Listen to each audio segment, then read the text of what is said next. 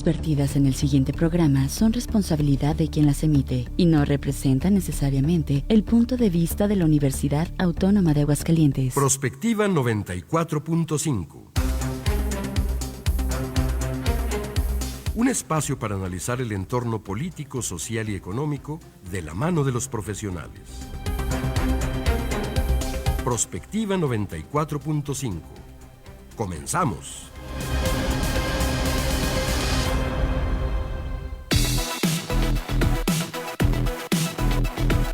Hola, muy buenos días, bienvenidos a Prospectiva 94.5. Gracias por estarnos acompañando esta mañana de jueves.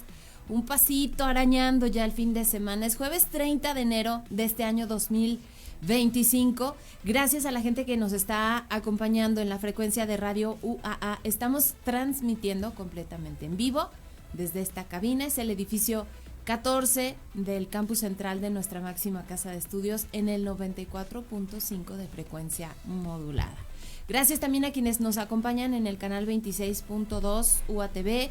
Estamos en la transmisión en vivo en las redes, en Facebook, en YouTube. Nos encuentran igual Radio UAA 94.5 FM. Así pueden bajar la aplicación para que nos acompañen a lo largo del día. Programas para todos los gustos, para todas las edades. Ojalá que puedan pues descargar de una vez su aplicación. Gracias por estar con nosotros porque hoy tenemos un tema muy interesante. Vamos a hablar de la esclavitud moderna.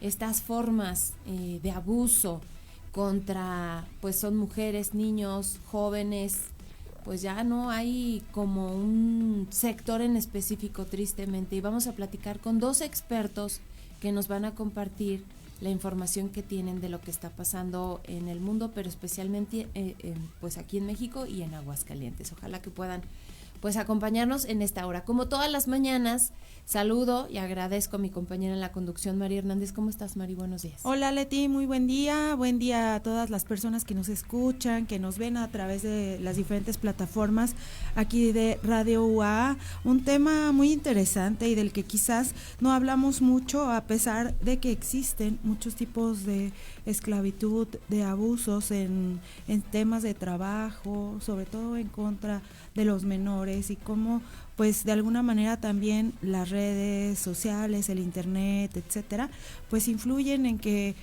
sea más fácil llegar a estos menores e incluso pues cooptarlos para algunas actividades, ya sea ilícitas o en las que pues se sostienen abusos en contra de ellos. Entonces, bueno, tema interesante para platicar el día de hoy con nuestros invitados. Y por supuesto tenemos información de lo que sucede aquí en Aguascalientes, un día violento, es que estaba yo escuchando en la mañana 5 asesinatos el día de hoy. Es terrible que nuestro México pues esté viviendo todo esto, que prevalezca esta situación de inseguridad, que los grupos de la delincuencia organizada pues sigan controlando la vida de todos los mexicanos, así hay que decirlo. Pero bueno, vamos a platicar sobre estos asuntos gracias a nuestro equipo de producción, a Checo Pacheco, a Samuel Ornelas, a Sofi Cermeño, a la gente que está allá en UATV y en Rita, gracias. Y bueno, si les parece, vamos comenzando con nuestro resumen.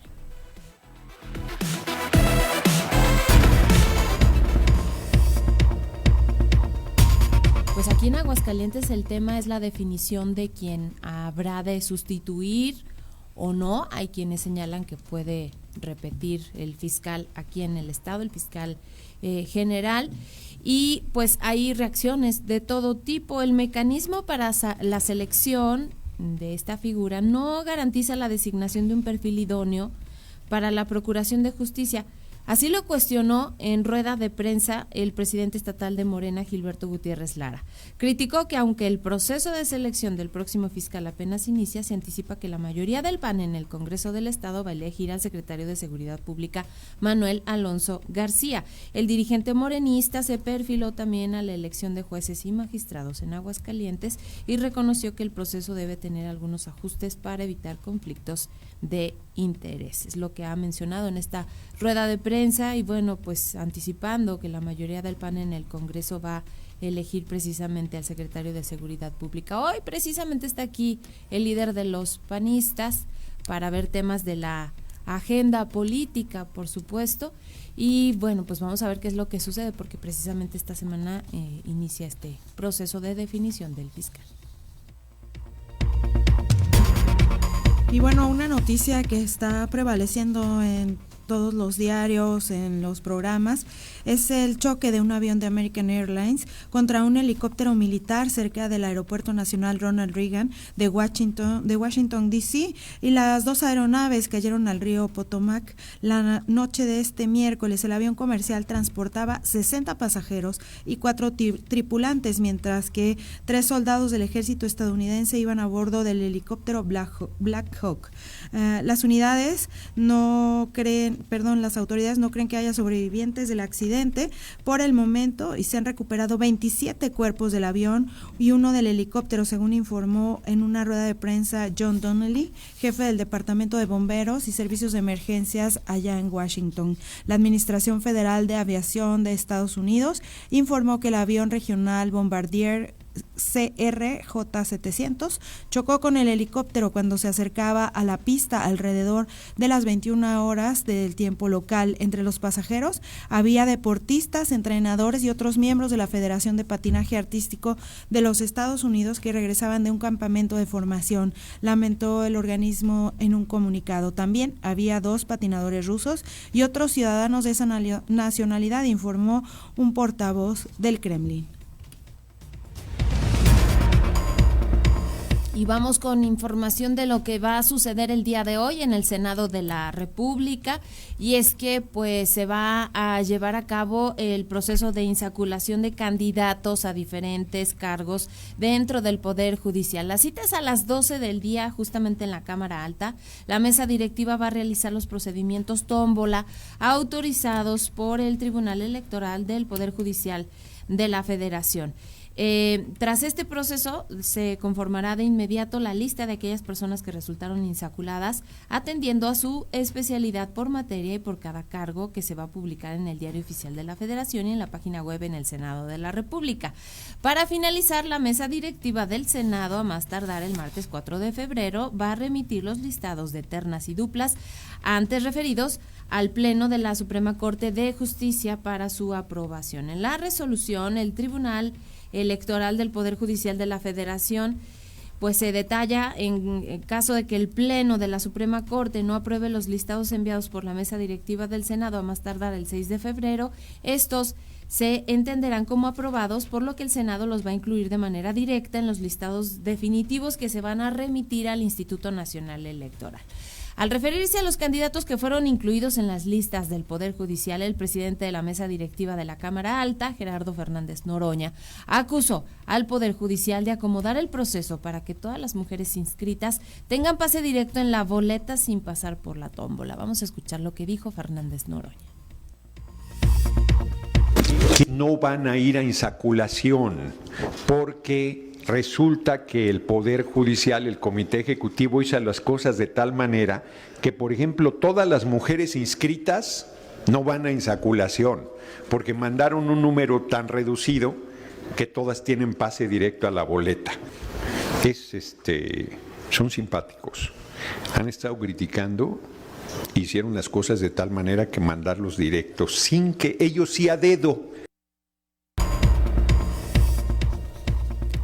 El secretario de Economía, Marcelo Ebrard, afirmó que el gobierno de México está preparado ante un posible anuncio de aranceles del 25% por parte de Estados Unidos a partir del 1 de febrero. Al participar en la 85 Asamblea General Anual de la American Society of Mexico, enfatizó que no habrá sorpresas ni tampoco reacciones intempestivas. Ebrard mencionó que México encontrará puntos de acuerdo con Estados Unidos y saldrá adelante con las revisiones del Tratado de Libre Comercio, ya que el acuerdo ha generado beneficios para ambas economías. Tan solo el comercio y la inversión crecieron 37% con el TEMEC. Ayer el secretario de Economía descartó que la empresa General Motors se retire de México como respuesta a la imposición de aranceles por parte de Donald Trump. Aseguró que no se irán de México y solo harán un ajuste. Vamos a... Bueno, ellos van a hacer un ajuste, pero ya nos dijeron cómo se va a manejar.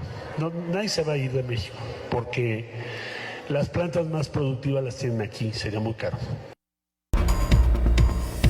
Y bueno, vamos a cerrar este resumen con lo que sucedió también el día de ayer. Se acordarán el caso de Fofo Márquez, este youtuber muy joven que fue pues acusado y ya declarado precisamente culpable del delito de tentativa de feminicidio luego de golpear a una mujer identificada como Edith N. Este miércoles pues un juez le dicta sentencia al influencer. Rodolfo Fofo Márquez estaba en prisión preventiva desde abril del 2024 cuando se dicta una orden de aprehensión en su contra luego de agredir físicamente a una mujer en plena vía pública. El video pues estuvo circulando en todas las redes sociales. Tras la detención de Fofo Márquez, él fue trasladado al penal de Barrientos, en donde se encuentra desde hace 9 meses mientras recibía su sentencia. Este miércoles fue pues declarado culpable y va a tener que estar 17 años y 6 meses en prisión luego de ser pues sí, definido por las autoridades como culpable. Va a salir cuando tenga 43 años, hasta el próximo 2040. Además tiene que pagar una multa por 67,300 pesos para la reparación del daño y debe dar a la víctima un monto total de 277,400 pesos.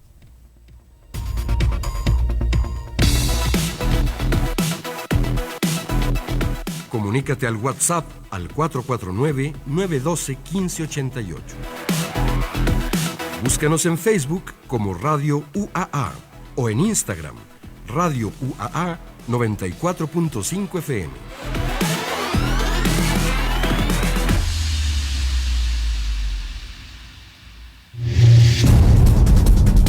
La información es del Índice Global de Esclavitud 2023, elaborado por Walk Free. El año pasado, junto con la Organización Internacional del Trabajo y la Organización Mundial de las Migraciones, se adelantó que más de 50 millones de personas en todo el mundo viven bajo esclavitud moderna. El 56% de esa población se encuentra en labores forzadas, lo cual se traduce en más de 28 millones de mujeres, hombres, niñas, niños, adolescentes, personas no binarias, obligadas a trabajar a veces incluso en actividades ilícitas, y el 44%, más de 22 millones de niñas y mujeres, principalmente, son víctimas de matrimonios forzados. A diferencia del informe del año 2022, estimaciones mundiales sobre la esclavitud moderna, trabajo forzoso y matrimonio forzoso, esta vez Walk Free señala de manera un tanto más específica lo que sucede en México y la región. Catherine Bryan, jefa de política y programas para Walk Free, explica que en México el trabajo forzoso ocurre en la agricultura, el empleo doméstico, el cuidado de la infancia, la minería y la manufactura. En esas actividades las personas no tienen ni paga ni descanso, no cuentan con cuidado médico ni legal, ni tienen seguridad social, y las condiciones en las que trabajan son inhumanas. En cuanto a los productos que llegan a México, fabricados por personas en condiciones de esclavitud moderna, las 5 principales son electrónicos, computadoras y celulares, ropa, paneles solares, telas y maderas. Las maderas provienen de Rusia, Perú y Brasil. La ropa se importa de China, India, Bangladesh, Vietnam y Malasia. Los textiles llegan de China, también los paneles solares. La esclavitud moderna es una forma extrema de explotación en la que las personas están forzadas a trabajar o a casarse. Las maneras de mantener a las personas aprendidas son a través de la violencia, el abuso sexual, privándoles de alimentos, privándoles de su libertad o de amenazas contra sus familias. Walk Free estima que en América, por cada 1,000 personas, hay 3.5 en trabajo forzado y 1.5 en matrimonio forzado. Hay otras formas de esclavitud moderna, la migración, la trata, mismas que abordaremos hoy de la mano de nuestros especialistas en Prospectiva 94.5.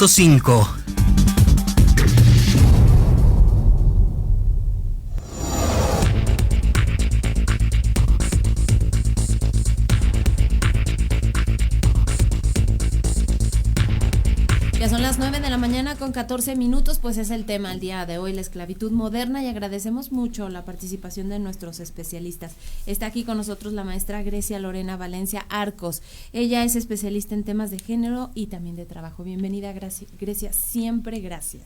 Muchas gracias, buenos días a todas. Gracias. También está con nosotros el maestro José Arturo Ramírez García, catedrático del Departamento de Psicología y perito en Psicología Forense. Bienvenido, muchas gracias. Buenos días. Gracias por esta participación. Y bueno, estábamos escuchando en la cápsula esta información desde la Organización Internacional del Trabajo, de organizaciones como la de Migraciones, el Índice Global de Esclavitud 2023, que habla, Grecia, son 50 millones de personas en todo el mundo que viven bajo esclavitud moderna. Es una cifra, cuando uno pensaría que ya no hay esto y de pronto encontramos otras formas.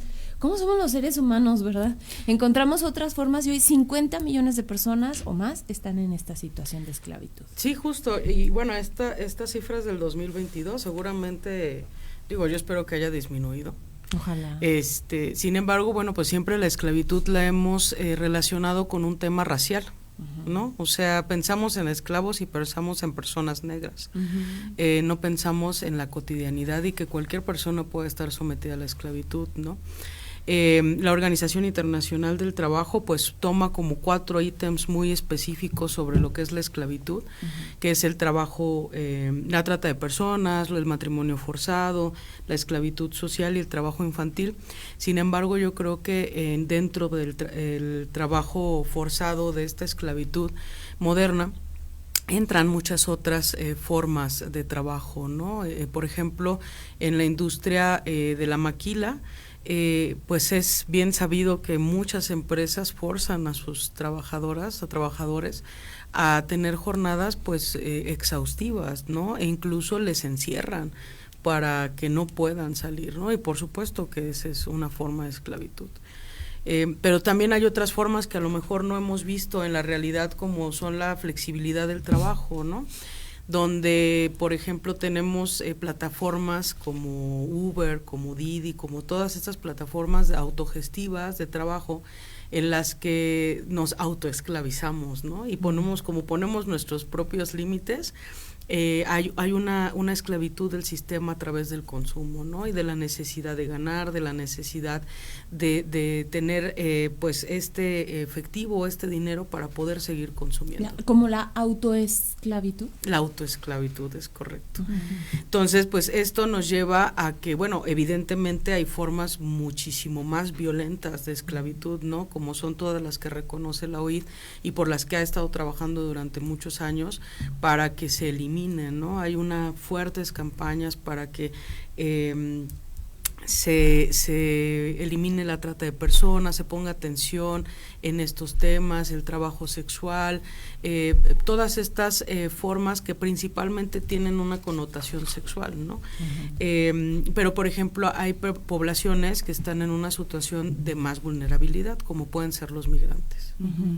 También podemos hablar de los niños, de las mujeres que son regularmente víctimas de este tipo de trabajos. ¿De qué manera estas poblaciones vulnerables se ven afectadas con el abuso que se comete hacia ellos? Sí, efectivamente, hay una relación muy importante entre lo que es le llamamos esclavitud moderna, pero bueno, en realidad la esclavitud está prohibida en México. Desde la Constitución está prohibida, pero la podemos entender a lo mejor de forma moderna como una explotación. Desde la cápsula se decía, no es una forma extrema de explotación y como tal pues es un abuso. Entonces ahí es donde podemos tener también una clave para saber quiénes son o quiénes pueden ser potencialmente más vulnerables, porque justo a estas formas de abuso, las primeras personas que se pueden someter a estas formas de explotación pues pueden ser sectores vulnerables, como pueden ser las infancias, y por ejemplo también personas en situación de migración, mujeres también, y luego además podemos utilizar otros conceptos de interseccionalidad, donde podemos tener mujeres, migrantes, que además son niñas, ¿no? O sea, hay varias cosas que pueden irse sumando, que además pues van incrementando también la vulnerabilidad, y eso incrementa el riesgo de estas formas de explotación, que pueden constituir abusos de múltiples formas, ¿no? O sea, finalmente la explotación que supone una forma de esclavitud, pues es una enajenación de una persona, ¿no? ¿Qué significa eso? Pues deshumanizar a una persona para convertirla en una propiedad, en una cosa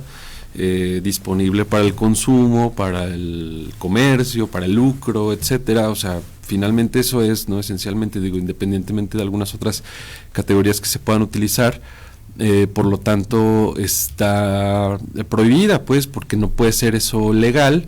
Sin embargo, ocurre también, que es algo que tendríamos que cuestionarnos, pero también es algo que no solo ocurre en un nivel, digamos, interpersonal, que sea una persona la que sujeta a otra o somete a otra a esa explotación, sino que definitivamente esto tiene que ver con todo un sistema y toda una estructura, ¿no? Aquí también podemos hablar de formas de violencia estructural, de violencia sistemática, sistémica, institucional y demás, que bueno, todo esto está detrás también de estas formas, porque, por ejemplo, no es un delito, no está tipificado como un delito en el Código Penal del Estado de Aguascalientes, por ejemplo, la esclavitud.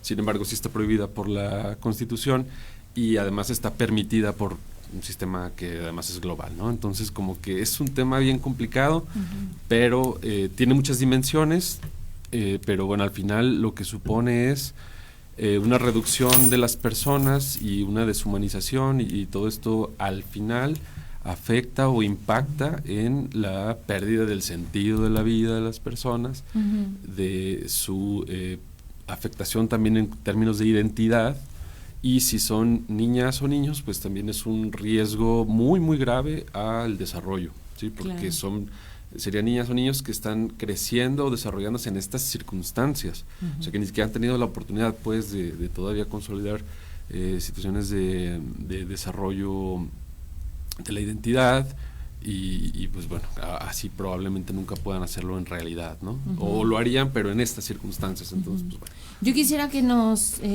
centráramos un poquito en los diversos formas de esclavitud en México y en Aguascalientes, y bueno, una de ellas, quizás la más común se pudiera decir, es en el trabajo.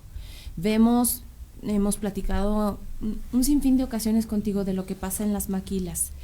Se aprovechan de la necesidad económica que tiene la gente para sacar adelante a sus familias, para hacer labores terribles en ambientes muy violentos, con horarios muy extendidos en la industria, por ejemplo, pero también el trabajo doméstico.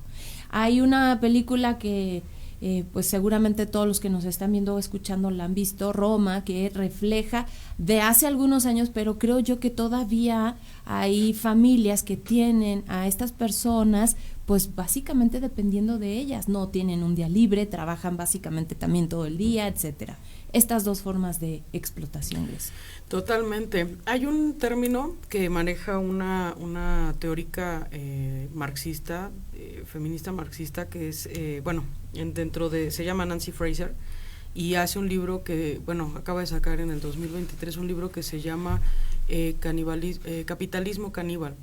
Y justo habla de esta crisis de los cuidados, ¿no? De cómo la posmodernidad nos ha llevado a que la división sexual del trabajo está mutando, y entonces si antes las mujeres se dedicaban al trabajo de los cuidados y los varones a proveer, en la actualidad pues las mujeres y los hombres están insertos en el mercado de trabajo y hay una reconstrucción de la división sexual del trabajo. No quiere decir que como estaba antes era bueno, ¿no? Sino que está habiendo un cambio. Y esto se ve justamente en la expropiación de los cuidados. Hay, regularmente conocemos o hemos, todos en algún momento de nuestra vida hemos hablado sobre la clase obrera y la burguesía, ¿no? Que son como las clases sociales reconocidas, digamos, en la hegemonía. Sin embargo, también hay una clase que sostiene tanto a los trabajadores como a la burguesía, y son los expropiados.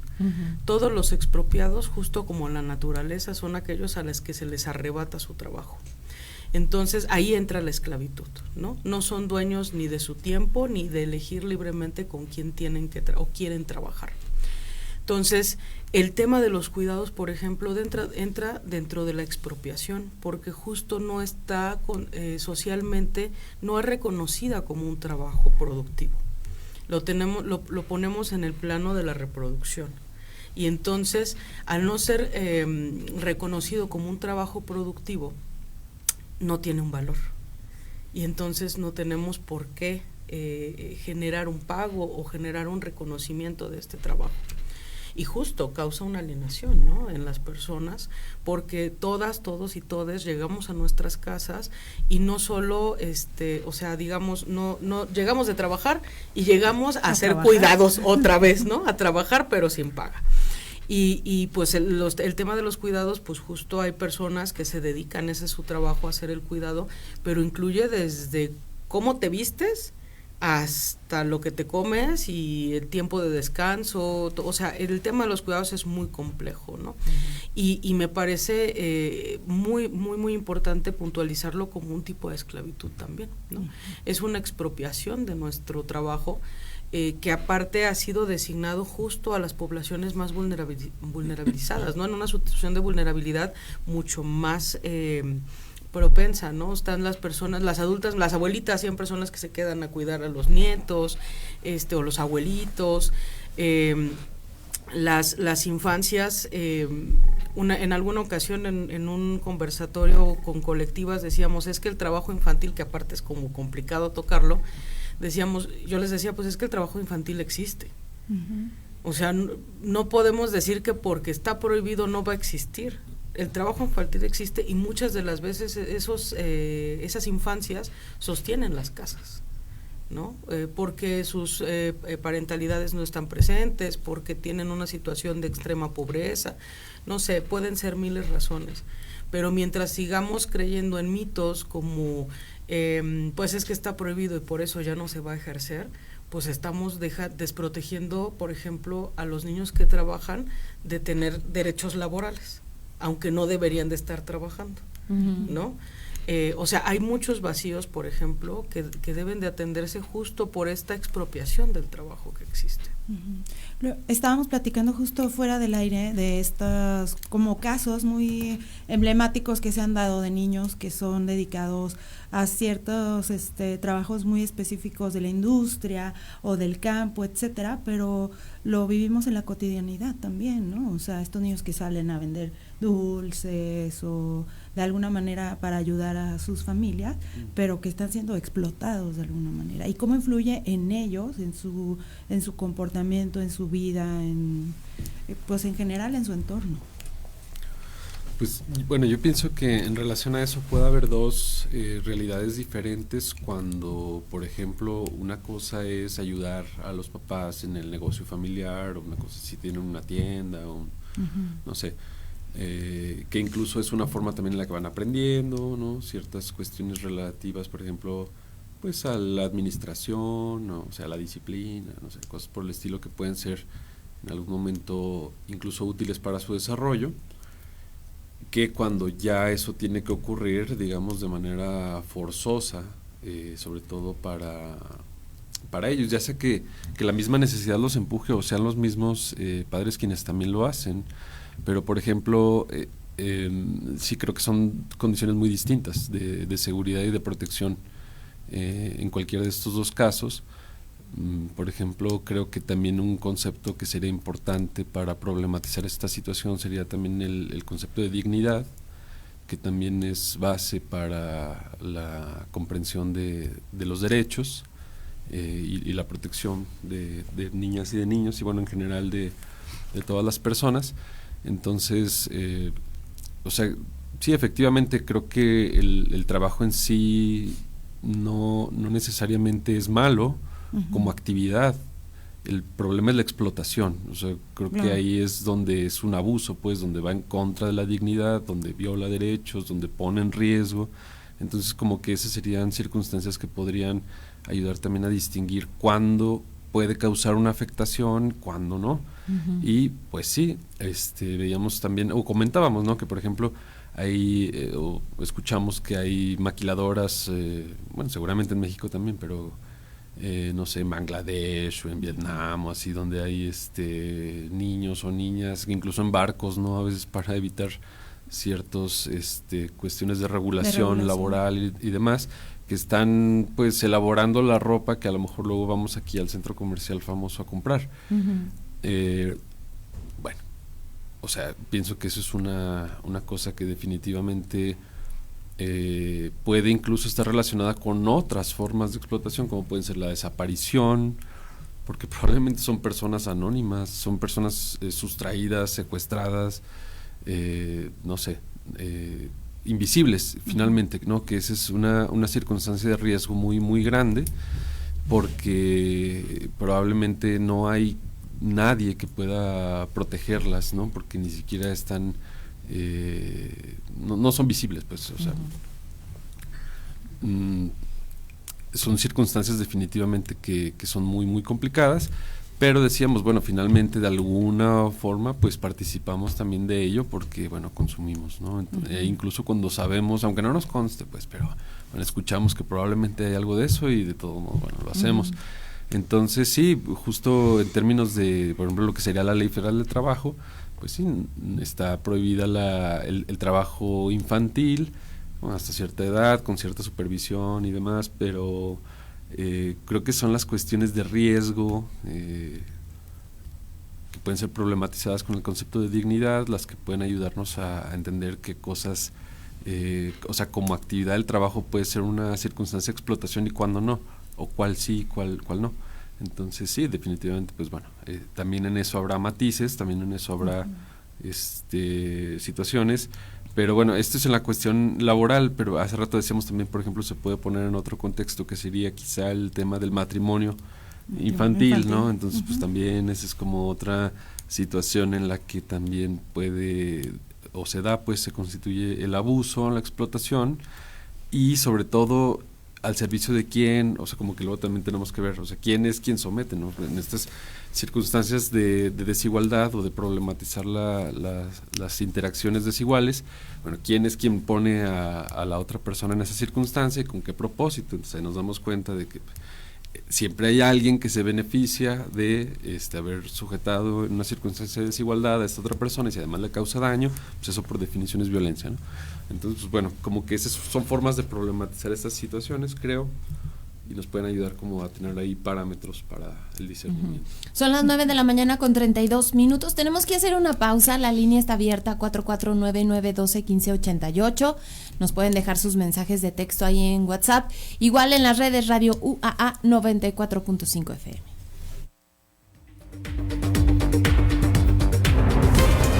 Prospectiva 94.5. Escucha Radio UAA 94.5 FM. Un medio ambiente sano es un derecho. Necesitamos áreas verdes y servicios de limpia iguales para todas y todos. El acceso al agua potable tiene que ser equitativo, sin distinciones. Eso es lo justo. En el Partido Verde trabajamos a favor de la justicia ambiental. Por eso hemos propuesto y logrado el 90% de las leyes ambientales y de protección a los animales de nuestro país. Y seguiremos trabajando por el derecho a un medio ambiente sano. Juntos podemos lograr un México más justo y más verde. Partido Verde. El fentanilo destruye tu cuerpo. El ejercicio te hace fuerte. El fentanilo te engancha desde la primera vez. Las verdaderas amistades te cuidan. El fentanilo te mata. Una familia unida te da vida. Aléjate de las drogas. Les ponen fentanilo para hacerlas más adictivas. Elige ser feliz. Si necesitas ayuda, llama a la línea de la vida, 800-911-2000. Gobierno de México. Travesías emprendedoras. De la base a la cumbre contigo. Martes, 13 horas, por Radio UAA 94.5.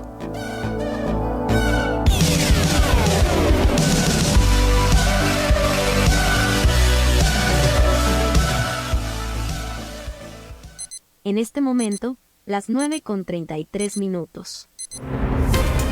Prospectiva 94.5.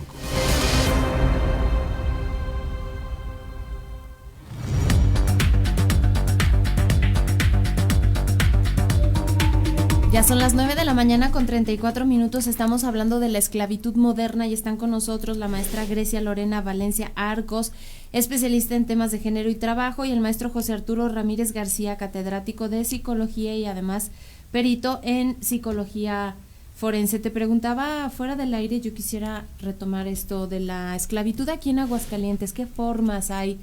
Y bueno, me decías un montón, pero particularmente, pues sí, lo que hablábamos en la maquila, y dabas ejemplos, Grecia, cuéntanos.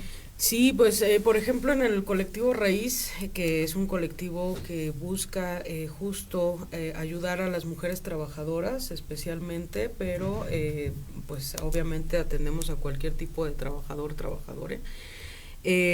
Nos han llegado varios casos de maquilas, especialmente textiles, donde les encierran, ¿no? Para que cumplan con las jornadas. Les dicen, pues salimos hasta mañana, ¿no? Entramos a las 6 y hasta las 6 de la mañana volvemos a salir y no los dejan acercarse a las puertas, un montón de restricciones y violencias muy complicadas, que justamente empezamos a replicar y a tomar como si fuera un destino en nuestras vidas, ¿no? Porque pues obvio, para que puedan terminar este tipo de abusos, de violencia laboral, tiene que haber denuncias. Yo siempre les digo a las compañeras que para poder realizar una denuncia tienes que tener una red económica de apoyo importante, ¿no? Y una red social de apoyo, por supuesto, que les permita no trabajar y poder solventar sus necesidades económicas, como comer, por ejemplo, ¿no? La más básica. O sea, dejen cualquier otra cosa, simplemente alimentarnos. Entonces, es bien complicado porque aparte, en este tipo de lugares donde están estas maquilas, donde Aguascalientes aparte es un sector, está industrializado, es muy fuerte la industria, les vetan, ¿no? O sea, si se animan a hacer denuncias, exacto, hacen denuncias y entonces las ponen en la lista negra y todas las, digamos, fábricas hermanas no la van a contratar porque es problemática justamente, ¿no? Entonces, esto pues se va trascendiendo también en las generaciones, ¿no? O sea, hay comunidades en Aguascalientes que todas las personas saben que su destino es trabajar en la fábrica fulana de tal, porque es la fábrica que está ahí, ¿no? Y entonces aceptan las condiciones laborales, aceptan la explotación que viven, aceptan un montón de cosas, pero también está relacionado con nuestra construcción económica, ¿no? Porque pues sabemos que el trabajo, digamos que la utopía es la formalidad, ¿no? Y entonces buscamos estar en una fábrica, en un lugar formal donde nos dan seguridad social para poder tener un crédito para una casa, para poder comprar un carro, para tener una seguridad para pensionarnos, que ese es otro mito. O sea, sí nos podemos pensionar las personas jóvenes, no va a ser con la misma cantidad, pero sí puede haber una pensión.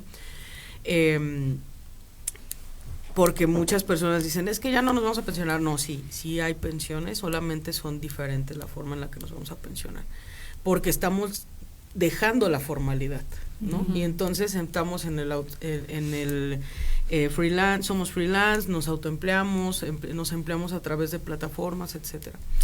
Pero bueno, justamente estas otras formas de generar dinero, no las miramos cuando tenemos un cúmulo de desigualdades, ¿no? Entonces, si tenemos una desigualdad cognitiva o educativa donde solo logramos llegar a la secundaria porque todos llegaron a la secundaria y por qué alguien más va a llegar a la secundaria, si lo que necesitamos es trabajar, porque eso es algo muy común. O si vemos que nuestras madres se dedican a la maquila y desde muy pequeñas nos están enseñando cómo coser, o digo que está padre que nos transmitan el oficio, ¿no? Pero que no se convierta en un destino, ¿no? Entonces, esta forma de reproducción social pues también nos lleva hacia la esclavitud, ¿no? A la expropiación de nuestro trabajo. Justo pensaba hace rato en el tema de las infancias que cuidan también, ¿no? O sea, ¿cuántas infancias no se quedan a cuidar a sus hermanitos o a todos los que están ahí en la colonia porque hacen comunidad? Y yo creo que ese es el punto, ¿no? Cuando logramos generar comunidad o cuando hablamos de la violencia que vivimos en el trabajo, es como podemos salir de esa violencia, ¿no? Porque yo creo que muchas personas saben que lo que viven no está bien, pero como no lo hablan o como no estamos agrupados o como todo el tiempo nos están desgranando y nos llevan a la individualidad para que no nos agrupemos, Entonces no sabemos que eso es algo que nos pasa a todas, a todos y a todes, ¿no? Y entonces cuando alguien levanta la mano y dice yo ya estoy cansada de que esto esté sucediendo en el trabajo, de que me exploten, etcétera, empieza a haber un movimiento. Y bueno, esto no solo se da en las maquilas, se da en cualquier centro de trabajo, incluso con grados académicos muy altos, ¿no? Uh-huh. O sea, centros de trabajo que se dedican a crear, por ejemplo, datos, es muy común que la gente se quede ahí encerrada hasta que no salgan las estadísticas, por ejemplo, ¿no? O hasta que no salga el reporte. Pues eso también es esclavitud, o sea, es una forma de sometimiento que incluso lo autorregulamos porque queremos estar, aunque sabemos que no va a haber más pago, ¿no? Solamente porque ya estamos alienados al sistema en el trabajo. Uh-huh. ¿Qué pasa con las consecuencias psicológicas y físicas, digamos, a propósito de todos estos abusos? Pues es que pienso que la base sería ese concepto de la alienación, ¿no? Laboral, uh-huh. Que a lo mejor psicológicamente hablando diríamos que es una especie de dilución, ¿no? O sea, la persona se diluye, entonces se desconforma y se pierde, ¿sí? Se debilita, se disminuye, porque se va más bien como haciendo parte del propio sistema. Uh-huh. Entonces ya, por ejemplo, trabajar por trabajar o trabajar por dinero, ¿no? Digo, el dinero es importante, pues, pero es como no hay más. Es ya está como uno en esa inercia. Entonces ya otras cosas que pueden ser importantes para una persona ya ni siquiera son viables o válidas, ¿no? Ya son hasta lujos, como pensar, por ejemplo, en un desarrollo artístico, un desarrollo de valores de algún tipo. No, ya todo eso, ¿a qué hora y como por qué? Y solo algunas personas pueden permitírselo, o sea, lo que importa es trabajar para satisfacer necesidades básicas. Y luego casi todos vivimos con esto que le llaman ahora el estrés económico, ¿no? Uh-huh. Que es pues, pagar la tarjeta, porque sí es cierto, o sea, está, uh-huh. Iba a decir una palabra, pero está difícil, pues.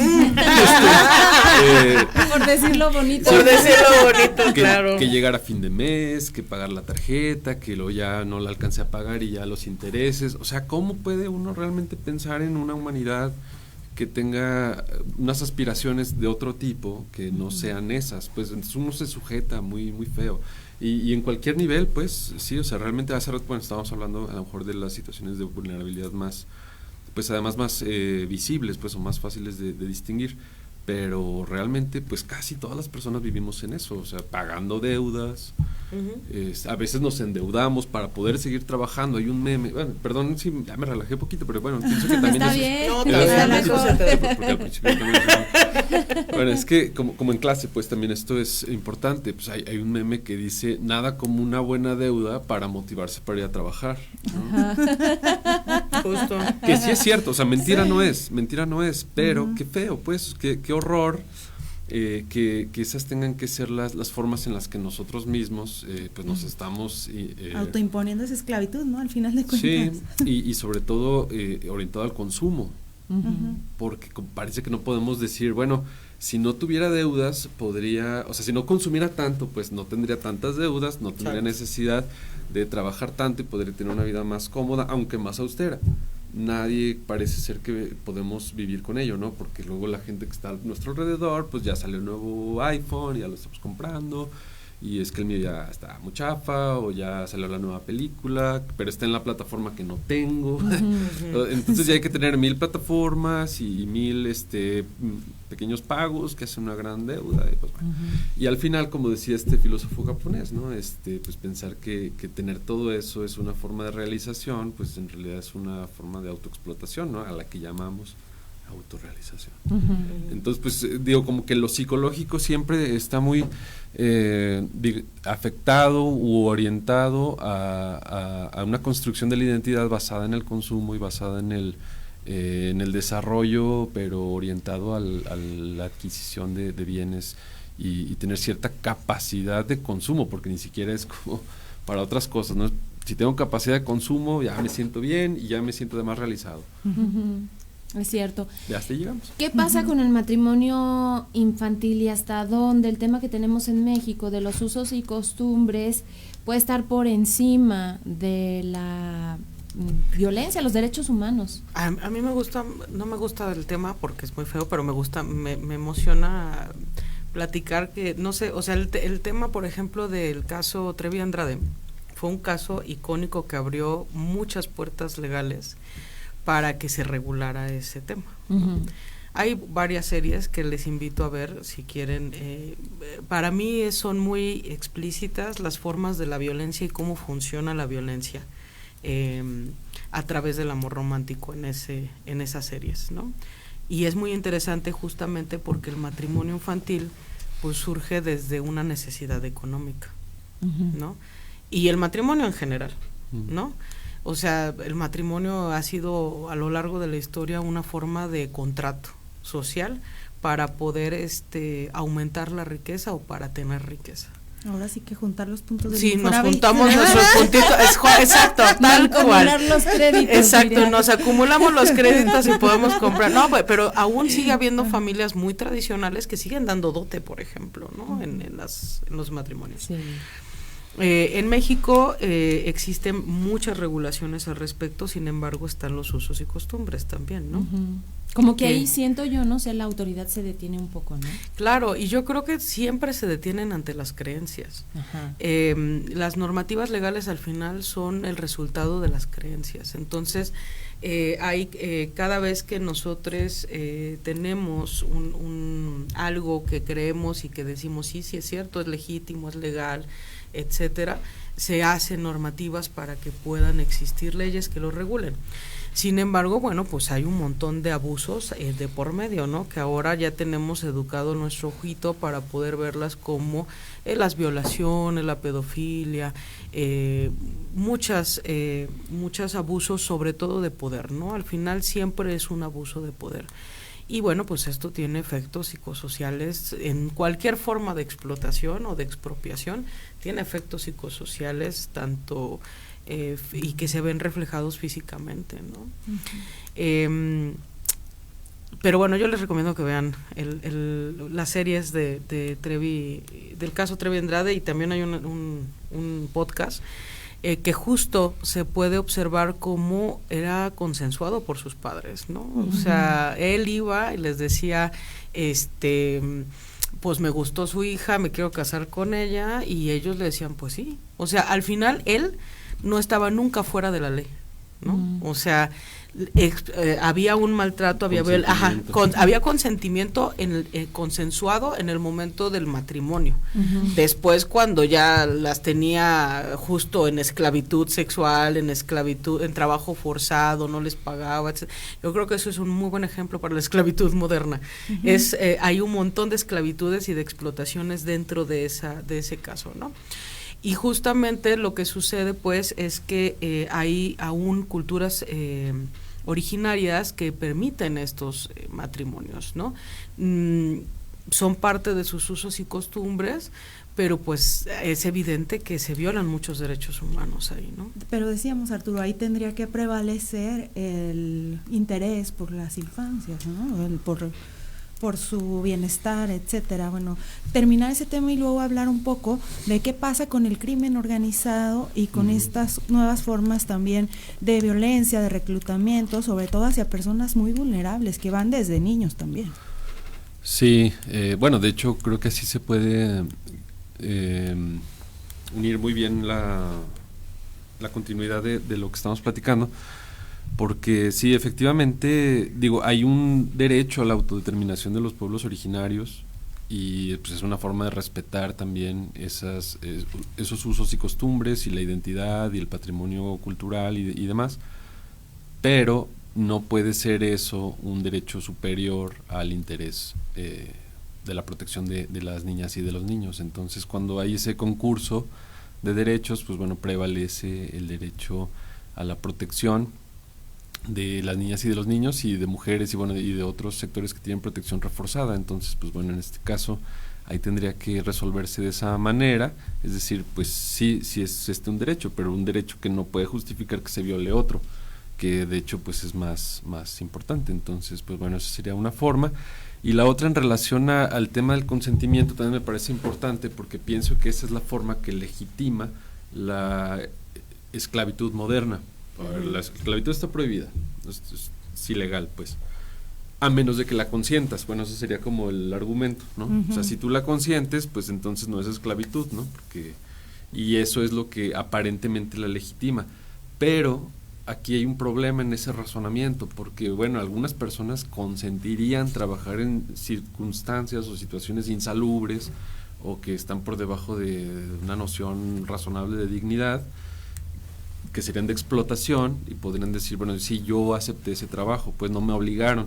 Sí, pero si la situación económica, las circunstancias sociales de oportunidades te orillan o te obligan a eso, porque no hay de otra, entonces pues no es un consentimiento como tal, en sentido estricto, ¿no? O sea, sí lo aceptaste tú, pero porque no había de otra. Obligado por la situación. Ajá, y bueno, ahí habría también, podría argumentarse un vicio del consentimiento en ese sentido, pero también está el otro tema, que es muchas personas, justo niñas o niños, o sobre todo adolescentes varones, pasa mucho que ven al crimen organizado como una alternativa, ¿sí? Justamente, porque no hay opciones, no hay oportunidades, pero el crimen organizado siempre está ahí. Claro, al margen, pues, de la ley, pero siempre está ahí para decir dinero rápido.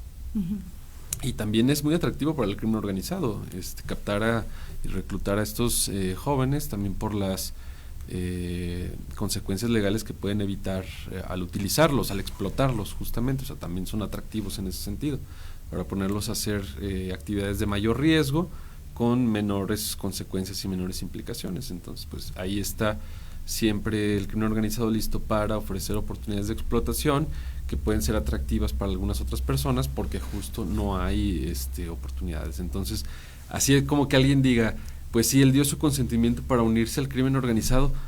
O sea, sí, pero no, ¿sabes? O sea, sí, claro, pero no. Si hubiera oportunidades, no habría necesidad de que existiera siquiera la posibilidad de pensar en eso. Entonces, pues bueno, son situaciones muy complejas, por supuesto, sobre todo más cuando ya hay toda una narcocultura y demás, pero bueno, de fondo creo que este es como el tema. Y bueno, la otra persona quien esclaviza, y hay diversos artículos que hablan de estas maneras de mantener a las personas como aprendidas a través de la violencia, del abuso, privándolos de alimentos, amenazas incluso hacia ellos, hacia sus familias, etcétera. Grecia. Pues es que hay un montón de pues justo esta falta de empoderamiento y estas circunstancias contextuales en las que se desenvuelven las personas les llevan a esto, a tener toda relación de poder requiere de una lucha, ¿no? Y cuando se acaba esa relación de poder o esa lucha, entonces se convierte en violencia. La violencia actúa a través del sometimiento, ¿no? La violencia es hacer lo que tú quieres en el ejercicio de la otra persona, o que la otra persona haga lo que tú quieres. Entonces, estas personas no es que sean personas superdotadas de poder y de violencia, sino que más bien se aprovechan de la situación de vulnerabilidad, del contexto en el que se encuentran, para poder privar de su libertad, para poder extraer o expropiar su trabajo, para obligarles, ¿no? O sea, porque pues por supuesto que pienso en una mujer joven que tiene justo esta necesidad de consumo, ¿no? O un jovencito que tiene esta necesidad de consumo, que viene de una familia precarizada, que tiene una situación contextual de pobreza, de vulnerabilidad, etcétera, de violencia incluso. Por supuesto que se va a querer ir a un lugar donde le digan que el dinero es fácil, ¿no? Y que aparte no necesita calificaciones para poder entrar a ese lugar, ¿no? Entonces, esto les lleva a que el contexto en el que nos desenvolvemos nos lleva a tener ciertas determinaciones económicas o a tener elecciones económicas o laborales que nos impiden salir de ese lugar, ¿no? O sea, yo no creo que las mujeres, que las niñas cuando tienen un matrimonio forzado o hay un arreglo matrimonial digan yo me quiero casar, probablemente desde una ilusión romántica donde se les estuvo diciendo desde mucho más infantes que se tenían que casar y que las iban a elegir, etcétera, que hay toda una romantización, pues dicen, ay, sí, me eligió, qué padre, wow. No, bueno, pues es que también tiene que ver con el discurso que manejamos, ¿no? Yo creo que al final hay muchos discursos que no logramos romper porque se convierten en creencias y esas creencias se acaban haciendo determinaciones en nuestra vida, ¿no? Y así en muchas formas de violencia, o sea, al final la violencia actúa a través del discurso. Y la logramos asimilar o sea, trabajamos 8 horas en un trabajo, digamos, normal y decente, y no nos vamos de ahí porque hay un discurso que nos está sometiendo a que tenemos que trabajar. ¿Qué podemos hacer como individuos, como sociedad, para ir combatiendo estas formas de esclavitud, de explotación, etcétera? Pues pienso que lo primero, obviamente no lo único, ni en sí mismo es suficiente, pero sí creo que lo primero es hacer conciencia de que estamos en esas dinámicas. Por ejemplo, hace rato que decíamos, ¿no? El tema de, a lo mejor lo que es más común para todas las personas, o para la mayoría de las personas puede ser el tema de las deudas, de las tarjetas, que muchas veces estamos comprando en línea cosas que ni necesitamos, vimos una oferta y ya ya tenemos el carrito. Ajá, entonces darnos cuenta de ese tipo de cosas para detenernos y hacer un poco de crítica de nuestro estilo de vida, y yo pienso que podemos darnos cuenta de que efectivamente estamos muy alienados. No es que sea necesariamente la culpa en lo individual, bueno, o sea, en general casi todos estamos así, pero si nos damos cuenta podemos tratar de ir haciendo un poquito más de juicio a la hora de tomar decisiones pequeñas y luego eventualmente ir haciendo mejores hábitos que pues nos permitan tener unas vidas un poco más humanas, más cooperativas, menos individuales, menos orientadas a nuestra autoexplotación y a la de otras personas también con las que convivimos. Entonces, bueno, ese tipo de cosas son a lo mejor como recomendaciones para la vida cotidiana de muchas personas, porque obviamente pues contra el sistema en general pues no vamos a poder del todo, pero bueno, al menos en ese sentido. Y bueno, pensar que hay varias industrias, los computadoras, en cuanto a tecnología, celulares, ropa, paneles solares, telas y maderas, que están pues dentro de este foco desde donde están explotando a otras personas. Entonces, pues como evitar consumirlas sería parte de nuestra responsabilidad. Les agradecemos muchísimo esta participación a ambos. Gracias por haber estado aquí con nosotros, con este tema bastante interesante. Y nosotros ya nos vamos, Mari. Ya nos vamos, los invitamos como siempre para que mañana nos acompañen a las 9 de la mañana. Vamos a hacer una evaluación de cómo está funcionando esta estrategia de seguridad que se ha desarrollado desde el gobierno federal y los casos pues así específicos como de Sinaloa, entre otros estados en donde sigue prevaleciendo la violencia. Los esperamos mañana a las 9. Así es, mañana los esperamos a las 9 de la mañana. Gracias a la gente que participa con nosotros en las redes, gracias a nuestro equipo de producción, a Checo Pacheco, a Sofi Cermeño, a Samuel Ornelas, a la gente que está allá en UATV, pero sobre todo gracias a ustedes por acompañarnos todos los días. Y bueno, pues nos encontramos mañana en punto de las 9 de la mañana. Gracias otra vez. Gracias por habernos acompañado. Prospectiva 94.5. De mi mami, ya los vi. Un espacio para analizar el entorno político, social y económico de la mano de los profesionales. A ustedes, muchas gracias. Prospectiva 94.5.